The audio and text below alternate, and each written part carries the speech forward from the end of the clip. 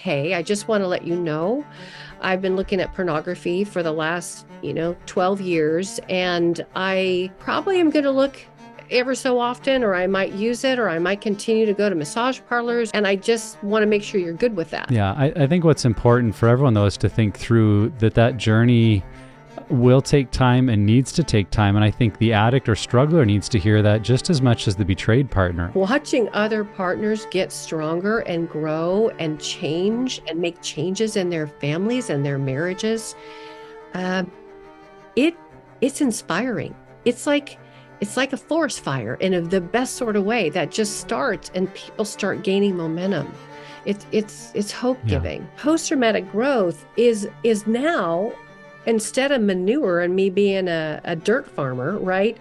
It's the fertilizer that now is a part of my life, and I watch become parts of other people's life as they're just beacons of hope.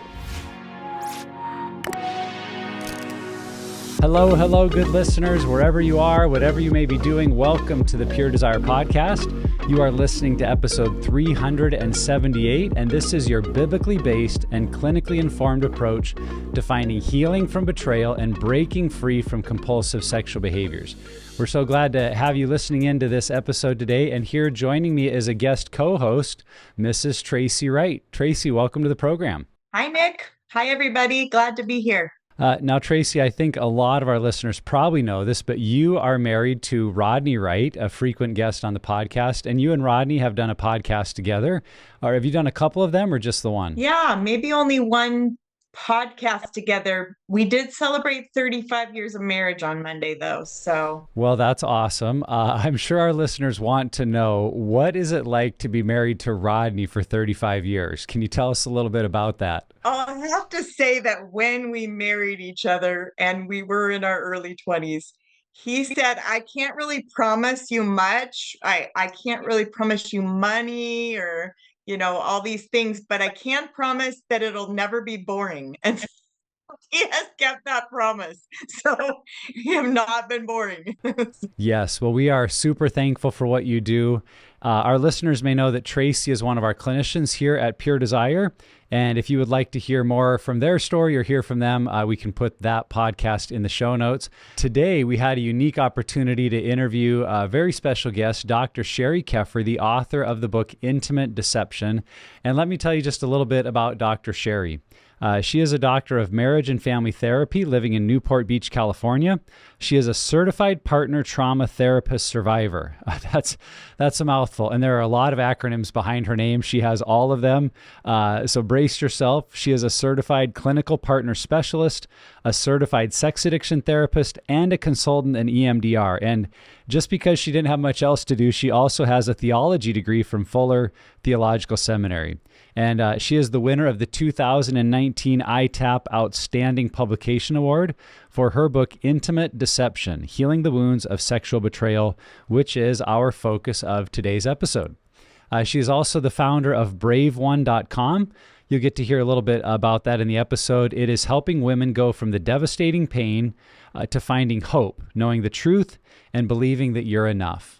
Dr. Keffer is also one of the featured expert voices in our new study with the Barna Group, Beyond the Porn Phenomenon. Tracy, what can our listeners expect out of the conversation today that we had with Dr. Sheri? Yeah, I was just really excited to get to share with her today.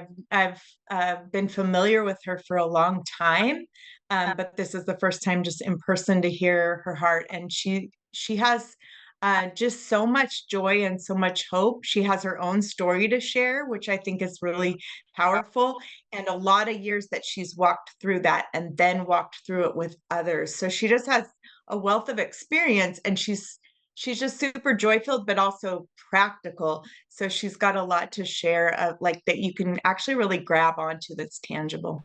Yeah, and she's lived it, and you get to hear that today in her story, both the hard and messy stuff and the growth that came from it.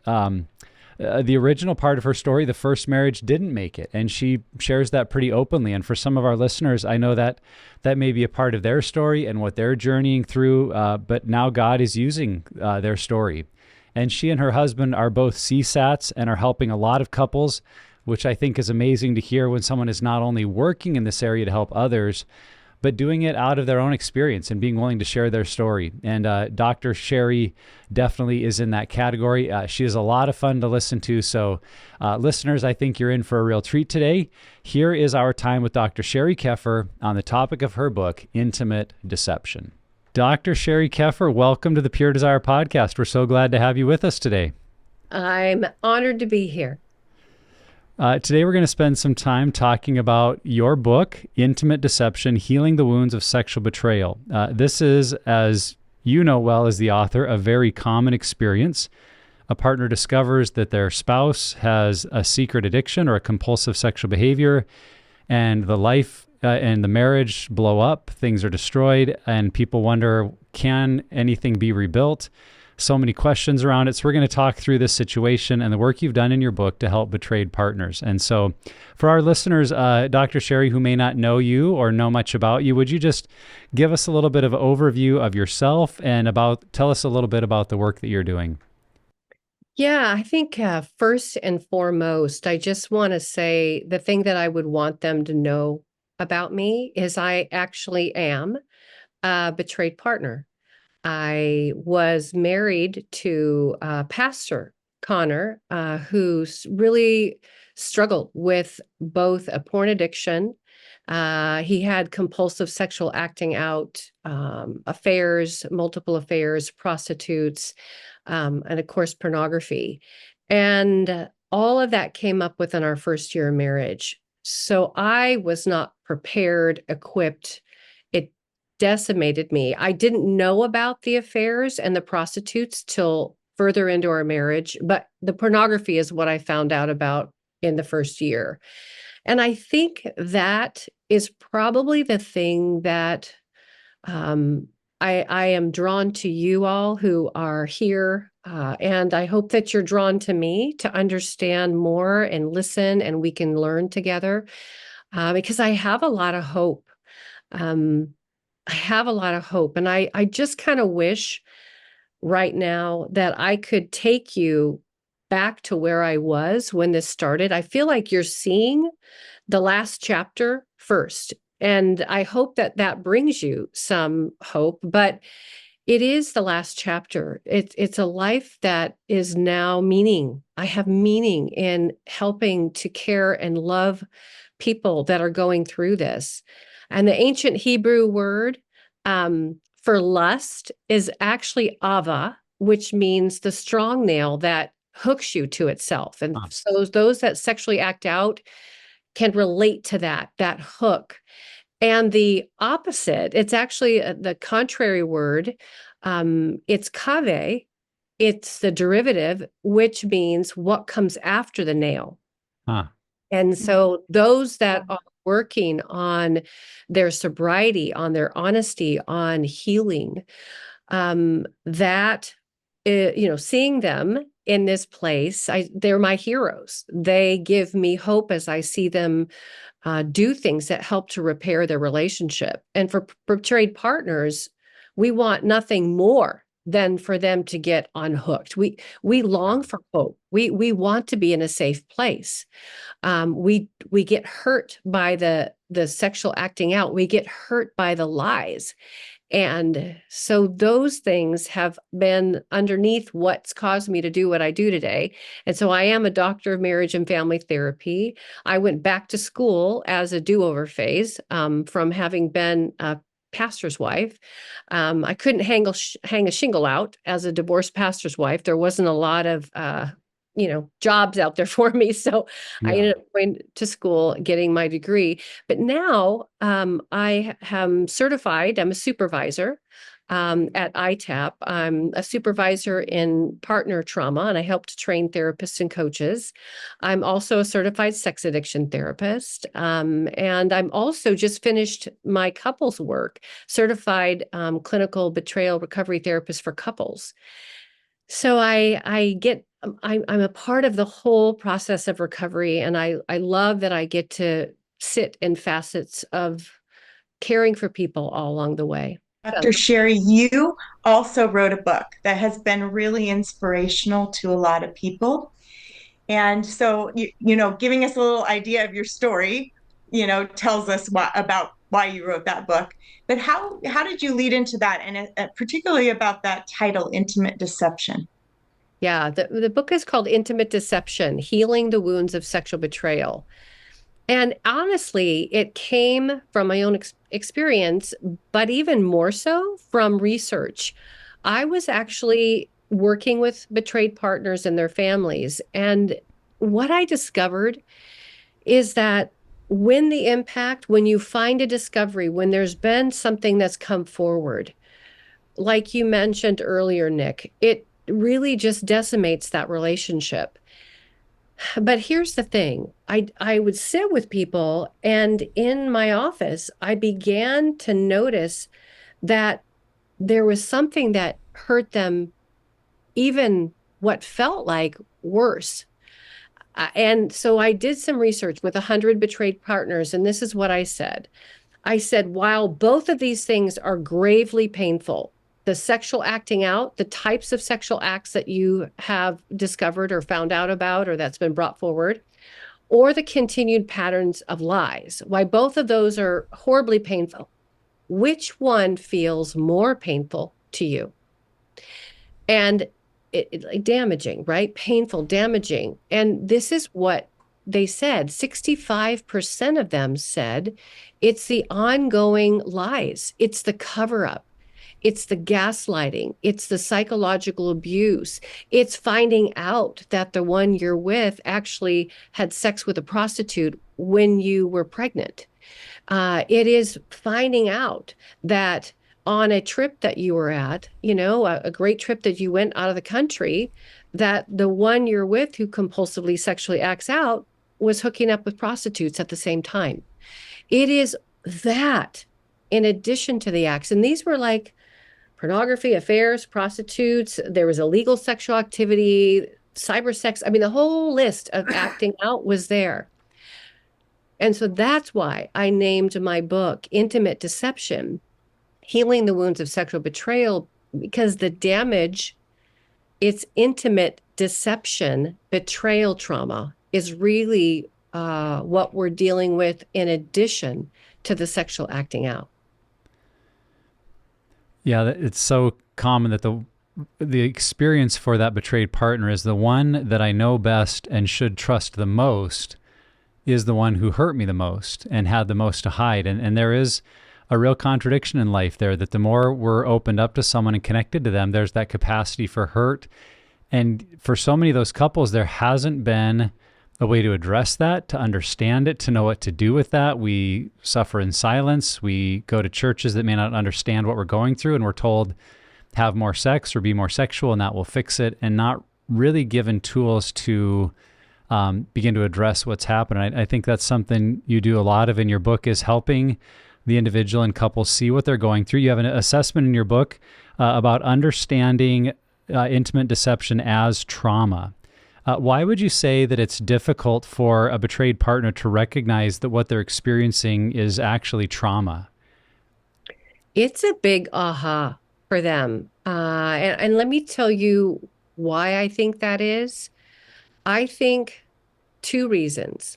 One is when they find out about the sexual acts that are going on, there is shame that gets stuck to us. The brain is trying to save us. So it wires in beliefs like this: I can't trust anyone. I'm not enough. I'm not in control. I'm in danger. All of those things. And that shame that gets stuck to us like tar, it keeps us from getting the very support that we need. So we may be sequestered away, we may isolate because we don't know who to tell. And that's why I love your podcast, right? The Pure Desire podcast is a really safe way that people can start getting information and support. And I think the thing that may be even a bigger issue is that betrayed partners are missed. The conversations that happen with clergy, that happen with counselors who are often the first responders, as you mentioned, Nick, pin it to us. There's some reason that the sexual acting out was happening. It's as if they're saying, and sometimes they even say this, what was going on with you before the sexual acting out happened? That's shame. That's Yeah. external shame being placed on you. So partners are missed. And I want to say this and be really clear. I do not believe that it is a marriage issue. I think it's a sexual deception issue. And so often they are go to marriage counseling thinking that they're going to get help for the coupleship when the sexual acting out is hidden. There hasn't been an honest truth telling. We do something called a therapeutic full disclosure with a polygraph. Yeah. Yeah. It's like the most honest confession you can ever go through with the one that you betrayed. But it's interesting because I think so much is put on the marriage first, where really it's a sexual deception issue. And you might say, well, how can you say that with such confidence, Sheri? How can you just say, yeah, no, it's not a marriage issue? There's a lot of marriages that struggle. How can you be so bold to say it's a sexual deception issue? And the reason I can say that is now that I've done years of these therapeutic full disclosures and polygraphs, what I've discovered is that the pornography was happening early on Yeah. Yeah. in that person's life. And as much as they didn't think they would be bringing it into the marriage or bringing it into the committed relationship, it comes with them like bad luggage. Yeah. And it just starts growing. And it's not like there's consent. It's not like the one who's been looking at porn and they found it when they were, 7, 8, 9, 11 years old. It's not like they have come to their new spouse or the person in a committed relationship and said, hey, I just want to let you know, I've been looking at pornography for the last, 12 years. And I probably am going to look ever so often, or I might use it, or I might continue to go to massage parlors, or I might whatever. And I just want to make sure you're good with that. Like that's consent. Yeah. There's not And that does not happen. no. So there's the sucker punch to us as the spouse, the betrayed partner. And we think it's either about us or it's a marriage issue. And I find that when the sexual acting out issue is addressed and when the partner can get stronger and know what she needs to do in order to support that happening and to support her own strength building, to stop the craziness that's going around, she gets educated. She begins to understand what her surroundings are and what is available to us. Things change. And I'm all about change. I think that validation that you're talking about, Dr. Sheri, is just so important because that starting place of knowing this wound goes deep, but I don't know how to put words to it, right? And someone who's experienced it, who's worked with people who've experienced it, can come along and kind of put words and hold hope with you, right? Of you don't quite know what you need yet, and even the education that starts up here in our mind before it actually feels real, right? But someone can come along and educate us about that, and we don't have to accept it yet, but we're on that journey to be able to do that.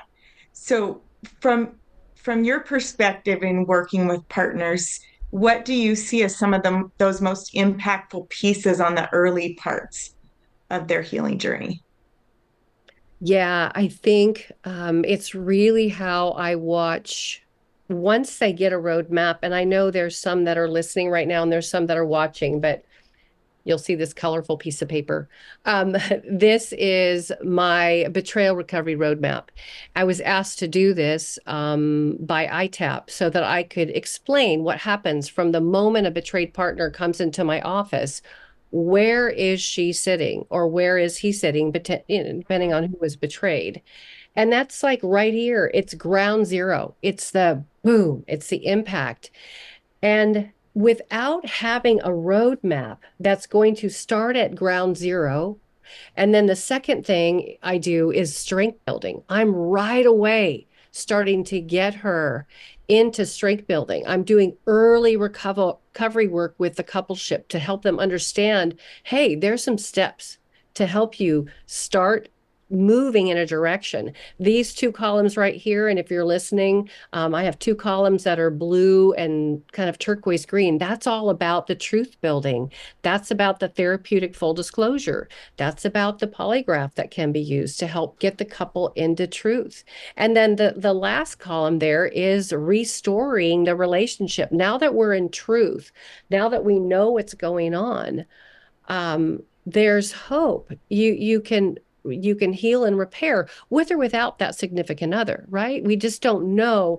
But that couple no longer is limping along in silence or in wounds that are just oozing. Showing partners there's a plan, there's a way through this. And there's actually watching other partners, and this happens in my Brave One community a lot, watching other partners get stronger and grow and change and make changes in their families and their marriages. Um, it's inspiring. It's like a forest fire in the best sort of way that just starts and people start gaining momentum. It's hope Yeah. giving. Yeah. And I'm not trying to minimize all the pain. This splat right here, this happens again and again. And especially if that husband or significant other isn't in treatment and isn't progressing in their treatment, you might say everything's okay. And then 3 months later, a year later, that's what happened with Connor and I. We were in therapy for 4 years, going 3 times a week to the same therapist who was holding all sides. And while we were in therapy 3 times a week for 4 years, he had had multiple affairs and multiple prostitutes during that period of Oh, time. wow. My therapist didn't know. I didn't know. It was the great cover up. And I don't want anyone to have to wander that way at all. It's a waste of time and money and resources and your health and your sanity. Yeah. What you're speaking to, Dr. Sheri, is that it is a process. It's a journey. And for our listeners, you can go on the YouTube channel. You could see that graphic that she held up. Is there a place that listeners could go and find a copy of what you were referring to? Is that on your website, or where might they find that? Yeah, it's braveone.com/store. I have all kinds of resources there that are available. And then inside my Brave One community, I actually created something called the Brave One Journey, and I walk everyone through the steps of that. Yeah, I think what's important for everyone, though, is to think through that journey will take time and needs to take time. And I think the addict or struggler needs to hear that just as much as the betrayed partner. I know for myself, back to what you were saying earlier about it being a marriage issue, I looked at it as the one who was struggling as, okay, I've got a problem. I need to stop the problem, and that will fix the marriage. And then we have to probably do a little bit of repair work. But I saw it more as an event and didn't see that this was going to be, not only did I have a whole pathway into the struggle that I had, that my wife and I were going to need a whole pathway out of it. And I just wanted to echo what you said about it not being a marriage issue. I mean, in my story and now in every group I've led, there is always a preceding pathway and pattern. It's like the tip of the iceberg. Like when someone shares about their behavior, you're just getting the above the waterline tip of the iceberg. But there is a whole host, usually of family of origin things, past traumas, sexual things that either they did or were done to them in teenage years that led to their pattern of acting out, and typically is not known within the marriage. And so I've never, I've been leading groups now with men for 14 years, and I've never a single time had a man say, I entered marriage pure, then we had marriage struggles, and so I started acting out sexually. Like that is never the story. It's always, I brought some things into marriage, and even sometimes the wife may know a little bit of it, but not the whole story. And then whether it's 5 years in or 15 years or 40 years in, something bubbles up, they get caught, there's discovery, there's disclosure, and now all of this hidden pattern is in the light, and it kind of unravels the relationship because that betrayed spouse is sitting there thinking, everything we've walked through, what was real? what did I actually know? Because there was all this other stuff happening I didn't know about. And if we come alongside and just treat that as an event to be fixed, or a marriage issue that if we fix the marriage, it'll be okay, we are ignoring this whole pattern that has happened leading up to the moment. And then we might miss what you're showing us in that graphic, that there's a whole pattern of things that we're going to need to do to heal from that. And that the betrayed spouse can walk that journey with a spouse who's actively pursuing recovery, or if need be, they may need to walk that journey for their own health and good, even if the betraying or acting out addicting spouse doesn't choose to turn away from their behavior. Yeah, no, I love what you've said, Nick. It resonates so much with me. And the work that I do with those that compulsive sexually act out, as I get into their history, into the story, and find out what happened to them, what they were told, what was said to them, um, I well up in tears because it's so much Mm, pain. mm, And that pain drives their behaviors, doesn't excuse them sexually betraying, right? I'm not taking that away, but what I'm saying is underneath that is a lot of harm. And even with Connor, I knew that there was some sexual acting out. I knew that he called a 900 line, and I was really naive to what that was. It's a sex line, and I honestly thought that what that was is he would call this sex line and there would be a recording and, heavy breathing or something. I don't know. I just had no idea. And it wasn't until I got into counseling that I found out they were real people on the other yeah. side that he was Wow. talking to. Wow. I knew before I married that Connor had sex with somebody like a hookup. He had revealed that to me, just a woman that he met driving along a road, and he had also gotten gonorrhea. Uh, Now I minimized that. I spiritualized all of that, and Wow. I thought that things would change in our marriage. I thought that he was past that and our relationship would be enough. And I didn't know enough to even ask deeper questions, which I now know more. But back then I did not know what to ask. But I remember thinking about my own life and going, I am far from being perfect. I have done my own things that I am ashamed of. And Mm. I quickly forgave Connor that day and then just continued to move forward. But I think the underpinnings, he had an early sexual experience with another boy. And I think that played into some of what was his pain underneath and fueling, trying to, re-get his life back through relationships with women outside of marriage, but he struggled to be close to me. I was right there, but Yeah. he wasn't attached to me. It holding his hand, running my fingers through his hair was repulsive to him. He felt uncomfortable with it. Now that's not that way for others, Yeah. right? Everybody's different, but I didn't understand what that was about until, really Yeah. now, Yeah. until Yeah. later in Yeah. my life. I didn't Yeah. understand that. Well, it's, I think, such a hallmark for men and women who struggle in addiction.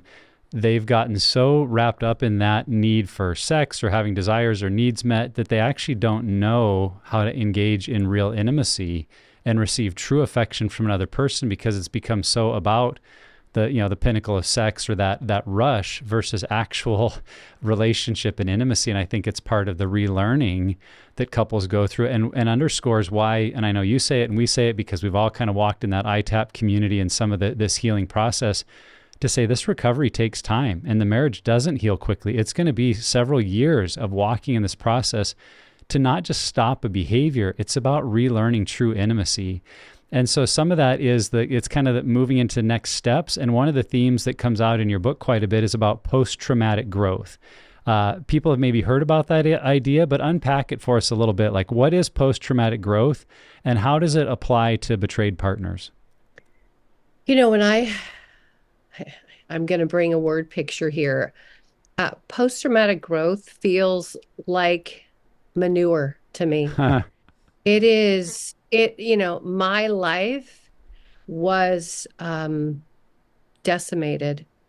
And no matter how hard I tried, I felt like I just became a manure farmer. I was out there shoveling, you know what, and I couldn't seem to dig myself out of the pain, the stink, the hurt, the depression, the anxiety. What happens, and the research has shown this, Debbie Laser and a group of other folks who did some research showed that when sexually betrayed partners get the resources they need, get the care, get the support, get the information, all the things that are needed in order to give them a good care, a good self-recovery program from the sexual betrayal. Oftentimes so many betrayed partners say, I just want him to do what he needs to do. Just get to work and get fixed, Yes. figure it out so that you can stop doing the thing that's hurting me. But we sit on the sidelines with post-traumatic stress symptoms. And that's why I am continuing to go, come hither, like doves in a cleft of a rock. I'm calling betrayed partners out to help them heal. And I know that you all do the same thing. But post-traumatic growth is now, instead of manure and me being a dirt farmer, right? It's the fertilizer that now is a part of my life, and I watch become parts of other people's life as they're just beacons of hope. After these years of care, I've got a couple that's coming into my community. I'm so excited. I know their story. He just celebrated 6 years of recovery. He just gave her this huge big balloon, these blown up balloons with the number 6 on all of them. And they're celebrating 6 years of sobriety and rebuilding, just like you said, Nick. But I knew them at ground zero. I knew them and all the pain, all the acting out, but I'm bringing them in to talk to women in my community, both the husband and wife, as an example of post-traumatic growth, of an example of what it looks like to that it's possible to be in a better place. And if they were here right now, and I would say, okay, so was it an easy walk? They probably would both laugh and just go, yeah, better than anybody else how hard it was. But they've grown stronger, and they're really different now. They're different people. That's post-traumatic growth, that no matter what you do, you actually come out stronger. And there is some meaning and value as you look back at that experience. You can get that. That's actually the 6th stage of grief. I didn't even know there was 6 stages. This is like a couple years ago. I was doing some research on grief, and we all know denial, anger, bargaining, depression, acceptance, right? But there's a 6th stage that's been added, I think, just a few years ago. It's called meaning making. And it's taking that pain that has happened and finding that there is some growth that can happen on the other side. I think early on there's like this conflict of betrayed partners want that. They want to hope, they want to grab onto some healing and know that it's out there. And if I accept that, or if I move that direction, I feel like you're almost betraying yourself, like you're minimizing it. Can you talk a little bit about that? Just that conflict within, to be like, okay, if I accept that, because the pain can feel like I'm never going to get past this. There's it's too deep. There's no way that I can heal. So, but yet we so much don't want that pain minimized, and can feel that way. It really can. I just have gotten some recent training in the couples work with a new new stuff is always coming out. It's called Urkham. It came out of the book Help Them Heal. And what it does, and to your point, Tracy, is it's a mode of couples. It's early couples empathy recovery model. And it helps the couple actually face to face, not sitting next to each other on the couch, not even turning next to each other, they're knee to knee.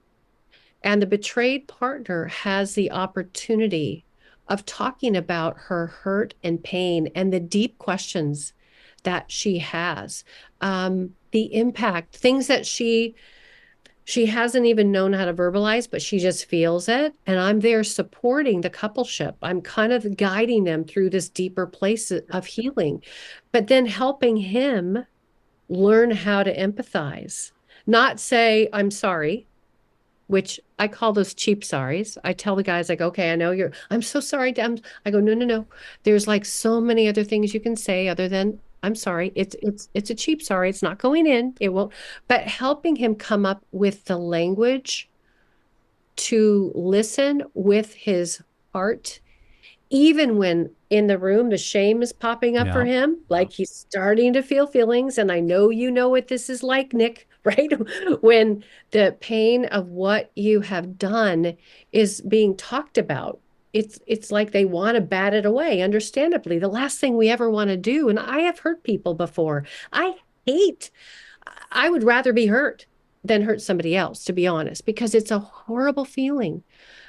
But helping him hold space and really listen and validate her cathartically, Tracy, I watched just this release begin to happen in partners, as it's not like they're just going, I got to motor through it. I got to try harder. I just got to forgive and go forward.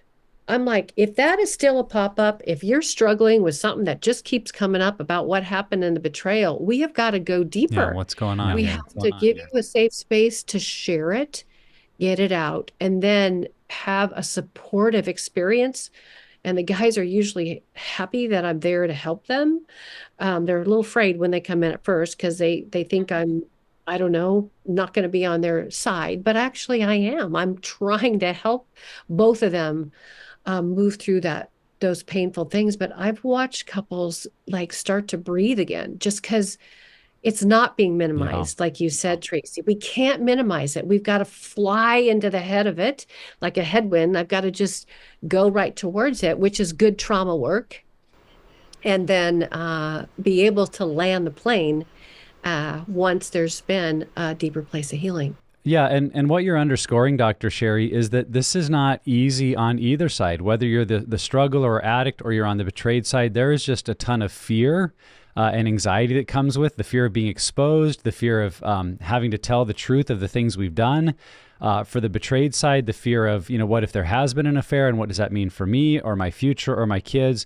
And it is not an easy process. And I think it's natural to have fear of like, why would we even do that? Why would we enter into that? But I'm thinking of another interview that took place in this very office, and I heard a couple that was sharing about a string of multiple affairs in the marriage. And then they looked back on their story and said, but if we could change anything about our story, we wouldn't change a thing.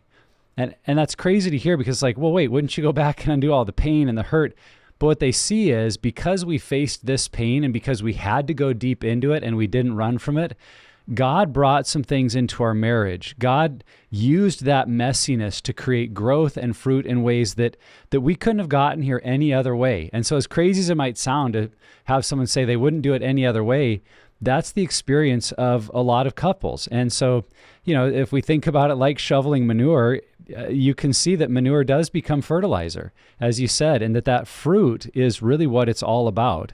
And so it's worth facing. And even if, we may be in a situation where we don't know if the marriage is going to make it, we don't know if that relationship will last. And I think the other truth of it is, at the end of the day, we're still going to be us, right? Like we're still writing our story. And there might have been horrible things that happened to us, or maybe we were the ones that did things we regret and now we're losing a marriage or relationship. But what's really going to matter is what happens for me. And so we might feel like we're shoveling this huge pile of manure, and is it worth it? Why would I do that?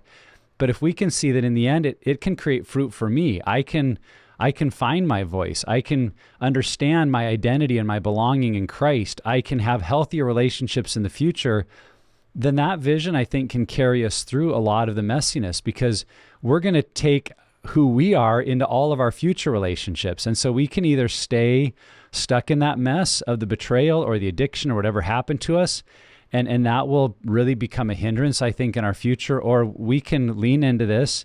We can let the manure become fertilizer and lead to fruit in our lives. And then we get to see that fruit working itself out in future relationships, and in just who we become. And, isn't that what we're all about, is who does God want us to become in this world as we follow him? So if you're like Dr. Sheri and you feel like you're shoveling the manure and just how big is this pile, I think my encouragement is keep going, because one day you'll look back and see the fruit that's come from it. And as crazy as that sounds, many people have been down that road and have come to that exact place. And I think that gives us courage that might happen for us as well. Yeah. It took me years to pick that dirt out of my teeth, right? It just took me years. But to your point, Nick, my marriage was a casualty. My marriage to Connor was a casualty. I'm heartbroken because the resources weren't there to even know. There was no map, right? And but my life has been anything but a casualty, right? I'm here today as a witness and evidence to you can move on with your life. I'm getting ready to celebrate 11 years with my kinsman redeemer, Kyle, and happily married. And we actually work together. He is a certified sex addiction therapist. Go figure. Yeah. Who would have thought? I mean, you couldn't even have told me that would be my life back in the manure chucking state. But it is where I'm at now, and I'm just grateful to God, who is a restorer of what the locusts have eaten. You talk in your book about 8 steps to taking your truth back. And I am sure that some of that comes from your own story that you were just talking about. But can you kind of describe or just share part of that with our listeners? Yeah, it actually is in my chapter, Gaslighting, Blame, and Deception. Oh my. It comes in the chapter where I talk about the lying, the deceit, the gaslighting, and something called DARVO. DARVO is basically a psychological abuse where the person you're confronting denies the behavior, denies whatever they did, whatever you saw, attacks the one who's confronting them, which is you, and then reverse victim and offender. So they become the victim and you become the offender in that. So with sexual deception, there's a lot of twisting the truth. Gaslighting is, strategically twisting the truth to make you believe something's wrong with you instead of something is wrong over here, right? With hiding the sexual acting out. So in my 8 steps, and I hope you'll get my book to read these, because these are critical to getting your sanity back and holding on to your core strength. It's really just seeking wise counsel. Number 2 is don't isolate. Number 3 is find a safe group, people that you can trust. Number 4 is stand in your story. Like whatever you saw, it's okay to stand in that. You don't have to let somebody twist you into a pretzel and make you believe it's you when you saw it with your own eyes. And to that point, number 5 is keeping private records. I have partners that will have a special place on their phone that your kids could never find, or on your computer that's password protected, where you can kind of write down some of the things that you found just to make sense of it all. And then number 6 is say hello to your body. Listen to what's going on in your body. It's crying out to you, saying something isn't okay. 7 is pressing into your faith, and I know some of us, I went through this. I have a chapter that's called Where is God? Because I really lost my faith because of the spiritual faith trauma that was attached to Connor being a pastor and feeling like God was not watching out for me, wasn't even, I just felt really unseen by God. That was spiritual faith trauma. But I talk about that. And then to just be kind. Number 8 is be kind and patient with yourself. There's a reason you're feeling spun out, but there's things that you can do in order to ground yourself in reality and ground yourself in your truth. Well, actually, what was going through my mind is, Sheri, when I looked at your book, it is so practical. And I mean that, not just as an advertisement for your book, but truly that is what stood out to me the most. I know you're an inspirational person and you provide a lot of hope, but some of these principles that you're bringing out today that are in your book, I just see as so practical. Like, this is actually something I can grab onto. And there are a lot of different ways that we heal, but thank you for sharing some of those. And just what you shared right there, very, very practical. I can do that. I think support being one of the biggest that we need. And it's for many very hard to take that step and risk to find support. Doesn't feel safe always. No, and it can feel like you're jumping through two rings of fire, right? Just to get to the support. But I just want to talk right now to the betrayed partner that's listening, that is hearing the three of us and saying, okay, what they're talking about makes sense. But seriously, I have no desire to get into a room with other people that are going through this. You know, Right. heaven forbid, I know someone, they might know me. I mean, it's all that fear. Uh-huh. Yeah. And that can keep us stuck. It can keep us in the manure. It can keep you from changing the trajectory of the sexual acting out that's happening right under your own nose. And so I know how brave you are to even consider jumping in, consider listening to this podcast, consider, joining my community or other places that are out there to support you. But we really do want to help you and want to help you heal. And we want to help the crazy making that's part of all this. Yeah. And I just want to echo that too. And I so appreciate you saying that, Dr. Sheri, because I think it's very common for the betrayed spouse to feel like, this isn't my story. It's not my problem. I don't want to deal with this. You go get better, you go get healthy. And that's what we really need to fix things. And there is some truth to that. Like you need the struggler, you need the addict to work on their stuff and to get better if the relationship is going to make it. But on the other side too, there's so much value that comes for that betrayed spouse if they're willing to lean into their side of the story. And I just, I wanted to share from our own experience that my wife was there. My wife was like, I don't want to do group. Why do I have to do this? I don't want to talk about these things. And here I am 14 years later, I'm the executive director of Pure Desire. And that was where my wife was at. And the counselors that we had, they were requiring me to do group, but they were strongly encouraging my wife, saying, this will be good for you. It'll be healthy. It gives you a place to process. And she kind of came to that place where she was like, fine, I'll give it a try. And, I just want to say, if at the beginning, that's where you're at, is others have encouraged you to do it and you're not sure there's value, but you're willing to try it. That's an okay place to start. Because what my wife found was that there was a safe place where she could go. Her voice would be heard. Her experiences were validated. Her emotions could be shared in a room where other women would nod and go, we understand what you're going through. One example of that for us was how my wife, for 10 years in our marriage, had shared that when I would confess I'd viewed pornography, that felt like I was having an affair, like I was cheating on her.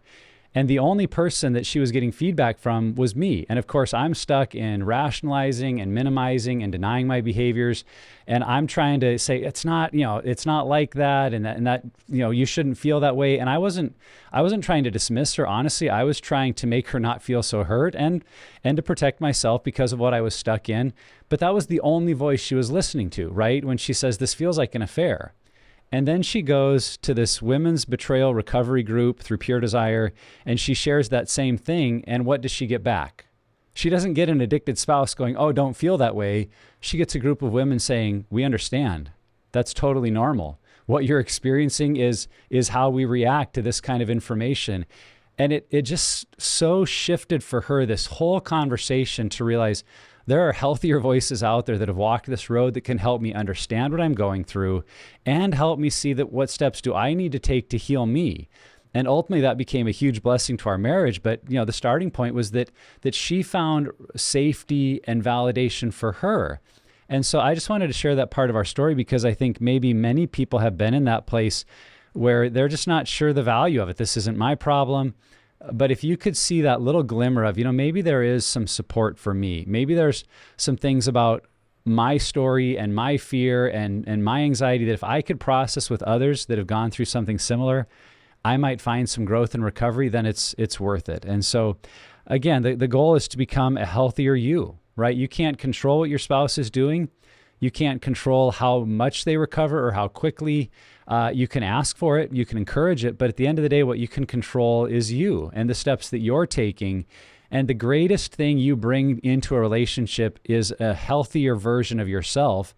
That's what will impact the relationship. And so I just want to encourage everyone that if you have an opportunity to be a part of a recovery group, to face betrayal, even though it's not your problem, I think there's such incredible health that can come from it. So Dr. Sheri, that's a big part of what you do. We're so thankful for you coming on today and sharing that. We would just like our listeners to hear, how could they keep up with your work? And specifically, tell our listeners about your Brave One community. Yeah, well, thank you. And to your point, I love what your wife did. That was so brave. I want to give your listeners the opportunity to come and spend a few weeks with me. I want to give 1 month free to those of you that are listening to this Pure Desire podcast. You can go to braveone.com/pure desire. braveone.com/pure desire. And when you come in, you can just look and see and get that validation and ask yourself, does this feel like a place where I can grow? Is it a place where I can be safe? It's for all ages, all stages.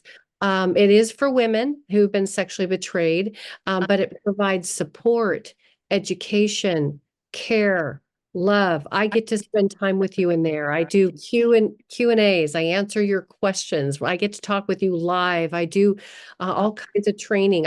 Right now, we're in the middle of my boundary.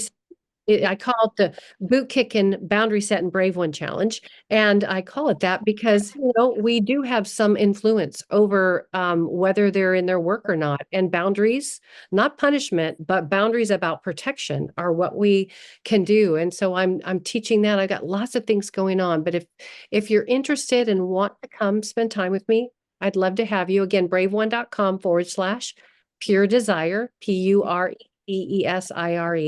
And then when you go there as well, I have a free resource today that it's basically the 7 critical elements for trust building. We've been talking a lot about what to do with all this, but it is a free download. Again, just go to that same place and you'll be able to download that for free. Yes, that is awesome, Dr. Sheri. And we will put that in the show notes to make sure that our listeners can follow up and can track with you. We love what you're doing to help women recover and to find safe places to learn and grow. Because like so many of us saw in our story that happened longer ago, those resources just weren't out there, but now they are. And there are places like the Brave One community and Pure Desire groups where women can go and have an incredible place for support, encouragement, and growth. And so take advantage of that. Dr. Sheri, thanks for your work in this area, and thank you for joining us on the Pure Desire podcast today. Well, thank you, Nick and Tracy. I loved being with you both and all you that are listening. And if you're a fan of the content, we would love it if you would subscribe to the podcast, share it with somebody, write us a review. All of that helps other people find this content in a safe community.